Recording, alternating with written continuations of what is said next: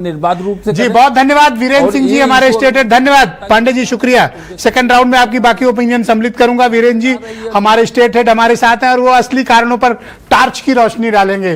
तो वीरेंद्र जी बताइए भाई, ये क्या प्रॉब्लम है मिनिस्टर और आईएएस अफसरों के बीच? ब्रजेश जी देखिए, उत्तर प्रदेश में सारे अधिकार बिजली विभाग के चेयरमैन के पास है और वो चेयरमैन सारे डिस्कॉम में ट्रांसफर पोस्टिंग से लेके जो चाहे वो कर सकते हैं। ये पावर आईएएस अफसरों को दी गई है। मिनिस्टर का बहुत ज़्यादा रोल बिजली विभाग में नहीं है। ये सौभाग्य है उत्तर प्रदेश में कि पिछली योगी की 2 सरकारों में 2 मंत्री ऊर्जा विभाग को मिले और दोनों ईमानदार थे।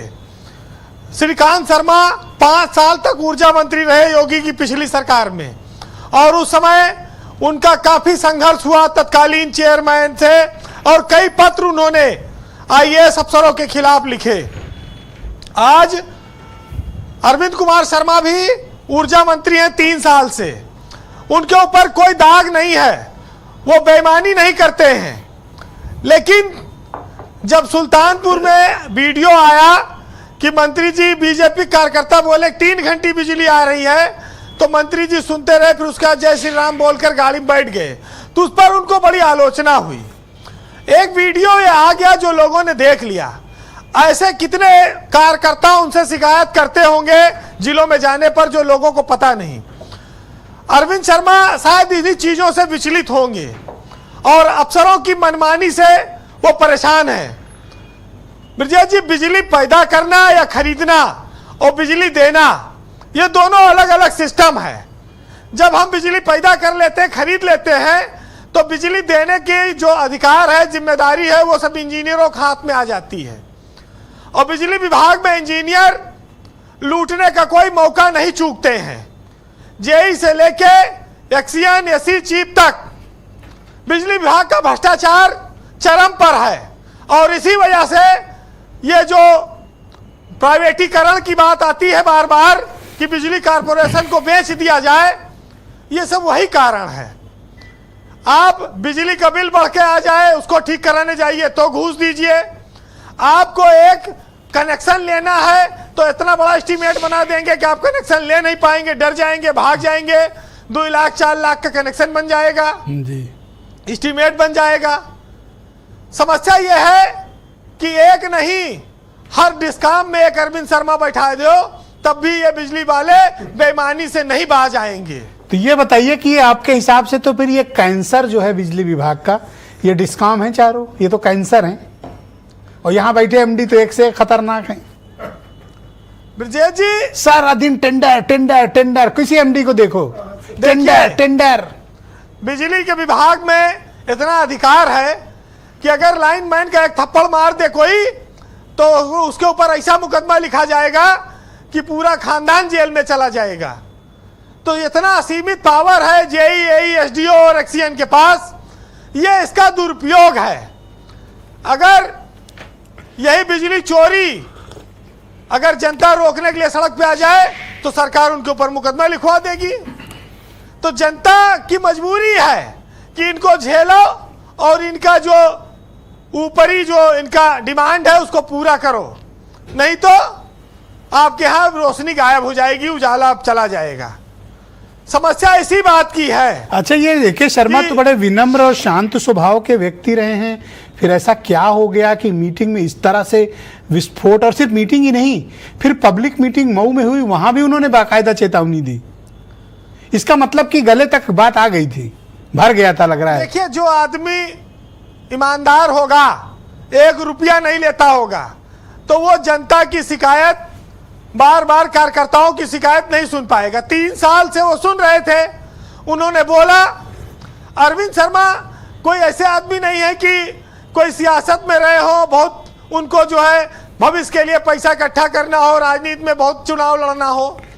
वो तो अफसर थे, मोदी के राज्य में रहे, वहां से आए, यहाँ एमएलसी बन गए, मिनिस्टर बना दिए गए। उन्होंने अपनी तरह सोचा होगा, लेकिन ये विभाग थोड़ा टिपिकल है। ब्रजेश जी, तमाम सारे अफसर रहे, नाम ले लें तो उनको तकलीफ होती है। देवराज और खंगा रौत से कोई निपट पाया? आशीष गोयल तो चलिए मान लीजिए सुन भी लेते हैं लोगों की। सही है। देवराज से लोग अच्छा, बताएं- अफसर भी मैं देखा हूँ बिजली विभाग में चुन चुन के लगाए जाते हैं, मतलब है कुछ बात तो है। बिल्कुल। ओपी पाड़े की भले आवाज न निकले, लेकिन लगाए तो जानबूझ के ऐसे जाते हैं। देखिए, ये विभाग तब तक नहीं सुधरेगा जब तक इसका प्राइवेटीकरण नहीं होगा, क्योंकि जब नीचे तक हर आदमी भ्रष्टाचार करने की कोशिश करेगा तो जनता को शोषण करेगा और उसका खामियाजा राजनीतिक लोग भोगते हैं। भ्रष्टाचार जनता के साथ होगा तो नेता को भोगना ही पड़ेगा, मंत्री को सबका है।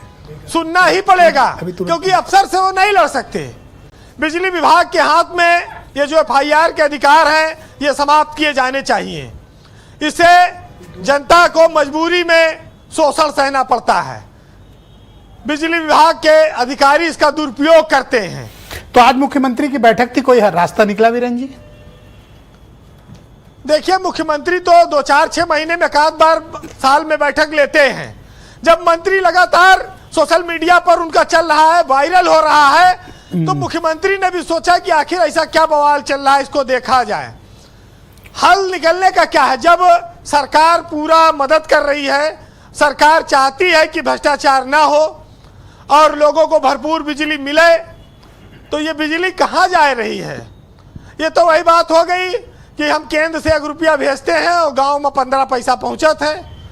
सरकार कहती भरपूर बिजली है, गांव वाले कहते 3 घंटा आ रही है। तो ये कहाँ चली जा रही बिजली? अब बिजली जाने के लिए लाइन, ट्रांसफार्मर, सब स्टेशन चाहिए। बिजली कोई ऐसा तो नहीं टेम्पू में बैठा के गांव छोड़ा है। अरे बिजली को आपको बताएं टेम्पू में कि पश्चिमी बैठा के उत्तर प्रदेश में एक किस्सा आया था कि एक लाइनमैन अपनी प्रेमिका से मिलने के लिए उस इलाके की बिजली काट देता था और अंधेरा हो जाए तो मिलने जाता था पश्चिमी उत्तर प्रदेश में। तो एक दिन पकड़ गया, सब बहुत मार मारे गांव वाले। तब पता चला कि रोज यही कांड करता था, रात में बिजली काट के। ये बात राघवेंद्र जी को नहीं पता थी। तो ये बिजली का बड़ा दुरुपयोग है। जी वीरेन जी, ऐसा नहीं। कंक्लूड करिए प्लीज।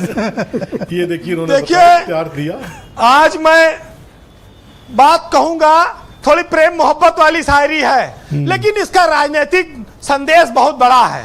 आप सुनिएगा, अफसरों और मंत्रियों के बीच और इंजीनियरों के बीच भी इसका एक संदेश है। सुनिएगा कि रुमाल ले लिया है किसी माह जबीन से और कब तक पसीना पोंछते हम आस्तीन से।